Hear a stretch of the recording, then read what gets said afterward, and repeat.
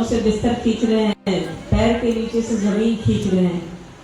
ये उस गुरु की दया है कि हम आप एक दूसरे को नहीं जानते हैं, फिर भी एक दूसरे के प्यार में इस तरह से पागल हैं कि हमारे गुरु भाई जमीन पर ना बैठे, सिर्फ चादर पर ना बैठे, सिर्फ बिस्तर पर ना बैठे। तो ये जादू जो है वो किसने किया है उसको याद रखना है। अगर हम आप महादेव को गुरु नहीं बनाते, शिव को गुरु नहीं बनाते, तो क्या ये स्थिति आती क्या? क्योंकि हर घर की यही कहानी है, क्या सभी आपस में उलझे हैं। एक छत के नीचे रहने वाले लोग, एक बिस्तर पर रहने वाले लोग, एक परिवार में साथ रहने वाले लोग बस साथ रहते हैं, साथ होते कहाँ हैं? रहने और होने में बड़ा फर्क है ना। तो रहने को होने में बदलने के लिए गुरु की जरूरत पड़ती है, साहब और दीदी माँ की जरूरत है। और कोई नई बात नहीं है कि साहब हरिनाथ जी ने कोई ऐसी बात कह दी है जो हम आप नहीं जानते हैं। शिव सनातन है, हमारे आपके घरों में उनकी तस्वीरें मिल जाती हैं। आप हिंदुस्तान के किसी कोने में जाइए, आप दुनिया के किसी कोने में जाइए, ज्यादातर जगहों पर आपको शिव की तस्वीर मिल जाएगी। कहीं वो शिवलिंग के रूप में पूजे जाते हैं, कहीं मूर्तियों के रूप में पूजे जाते हैं, तो कहीं प्रतीक के रूप में पूजे जाते हैं, कहीं मुरुगन समझा जाता है तो कहीं कुछ और समझा जाता है, पर है वो शिव। तो उनकी पूजा अर्चना हर जगह की जाती है। आप कहीं भी उनको देख सकते हैं, कहीं भी उनको कर सकते हैं, कहीं भी उनको मान सकते हैं। बस उसी से हम आप सब कुछ मांगते हैं, धन दौलत सब कुछ मांगते हैं, समृद्धि मांगते हैं, संतान मांगते हैं, क्या नहीं मांगते। साहब ने कहा कि वो सब कुछ देता है, वो ज्ञान भी देता है, उनसे ज्ञान भी मांगिए। तो जो सबसे जरूरी चीज है वो हम आप मांगते नहीं उनसे। सबसे जरूरी चीज जीवन यापन के लिए बुद्धि है, समझ है, ज्ञान है, जो सबसे जरूरी है वो भूला जाते हैं मांगना। बाकी सब चीज जो यही रह जाएगा, सब कुछ हम आप यहाँ छोड़ करके चले जाएंगे, वो सब मांगते रहते हैं। घर द्वार बाल बच्चा सब कुछ, बिजनेस से एकदम सब कुछ मांगते रहते हैं, घोड़ा गाड़ी सब कुछ। और ये हमको और आपको मालूम है कि सब यही रह जाएगा, कोई साथ नहीं जाने वाला। साथ जो जाते हैं वो शिव है और साहब दीदी का आशीर्वाद है जो हमारे आपके साथ रहता है, बाकी कुछ भी नहीं रहता है। तो ये ध्यान में रखना है कि हमको और आपको चाहिए क्या।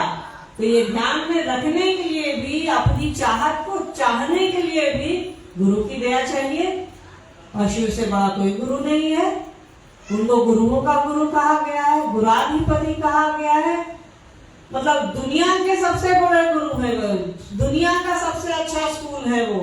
तो पढ़े काहे नहीं? कौन बुद्धि आई है कि सबसे अच्छा मास्टर हमको और आपको मिला हुआ है, सबसे अच्छा स्कूल मिला हुआ है, ना हम पढ़ रहे हैं, ना अपने बच्चे को पढ़ा रहे हैं, ना किसी पड़ोसी को पढ़वा रहे हैं, ना किसी को बता रहे हैं। कैसी है ये बेवकूफी, मेरी समझ में नहीं आता। इससे अच्छा कोई काम है तो बताइए, इससे अच्छा कोई गुरु है तो बताइए। और ज्ञान नहीं मांगिएगा तो ऐसे ही रह जाएंगे हम आप। ज्ञान के बिना सब कुछ अधूरा है। अभी देखिए ना, इतने सारे मोबाइल चमक रहे हैं, अभी कम से कम 25 मोबाइल जरूर चमक रहा है मेरे सामने।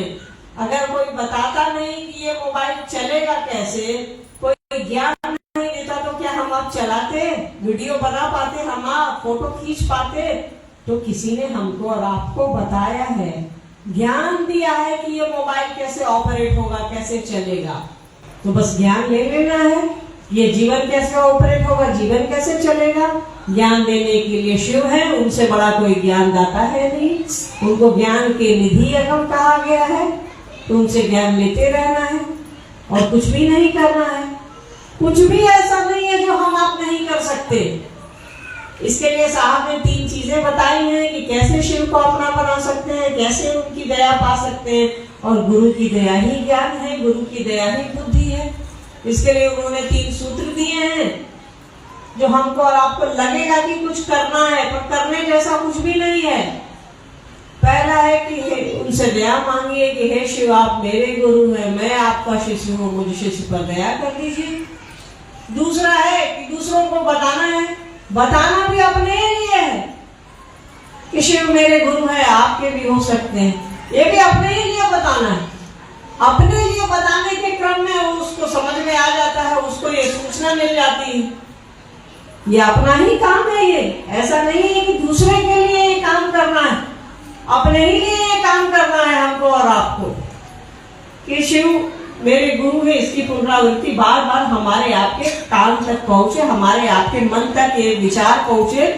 और साहब कहते हैं विचार जितनी बार हमारे आपके मन पर पहुंचेगा, धीरे धीरे वो इकट्ठा होता है और भाव में बदलता है, वही भाव प्रेम में बदल जाता है। तो बस यही करना है। तीसरा साहब ने कहा कि नमः शिवाय से प्रणाम करने की कोशिश करनी है। पहला सूत्र देखिए, अपना समझना है कि हे शिव आप मेरे गुरु हैं, मैं आपका शिष्य हूं, मुझ शिष्य पर दया करें। पहला सूत्र ही सब कुछ है। आप किसी को अपना समझ लेते हैं तो सारा काम आसान हो जाता है। जो जिसको भी हम आप अपना समझते हैं तो उसका काम तो अपने आप करने लगते हैं ना।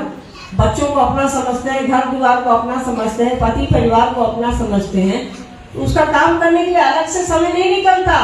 इसी 24 घंटे में सारा काम होता है हमारा आपका, सारा काम इसी में हम आप कर लेते हैं।